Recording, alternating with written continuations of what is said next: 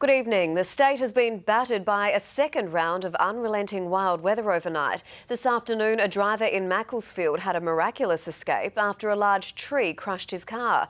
Virginia Langerberg joins us now. Virginia, what's the damage today compared to yesterday?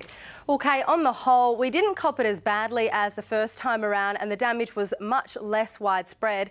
But one man is counting his blessings after an incredible near miss in the Adelaide Hills, with a toppling tree almost causing the first fatality of this wild weather. It doesn't get more frightening or closer than this.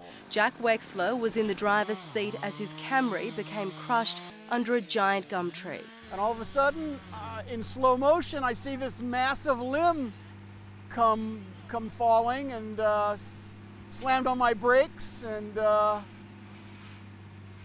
I thought, I'm dead. That was the thought that I had. Less than a kilometre from his daughter's place on the Strathalbyn Road from Macclesfield to Mount Barker, Jack could do little as he saw the tree topple in front of his eyes, missing another car by just centimetres, but then landing right on his roof just after 3 this afternoon. It did hit my head, but just kind of grazed me. For a second time in 2 days, South Australia was lashed by strong to gale force winds. Again, dozens of trees brought down, but nowhere near the amount seen yesterday.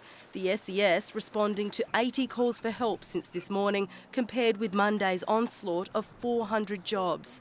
And this time, it was hundreds instead of thousands left in cold homes without electricity. Warradale resident Peter Wright woke with a sinking feeling as this large hole gave way in his backyard lawn. Engineers say the best explanation is the spot was likely a covered-up old well. It's been there like that for 40-odd years. Just makes you wonder what caused it. Our state wasn't alone in this crazy cold snap. Thredbo and other resorts in New South Wales and Victoria have been hit with a mega blizzard. Up to 50 centimetres of snow overnight in what is being dubbed the storm of the century. Well, back home, and we will have a couple of days of tamer conditions as that deep low pressure system moves east, and Adelaide received over 20 millimetres overnight. Mount Lofty has had 41 millimetres in the 24 hours to 9 a.m. And over the next 24 hours, there are warnings of strong to gale force winds in the southeast as well as Central Coast and Investigator Strait. But as for when the stormy weather will hit here again, I'll have a detailed wrap later in the weather.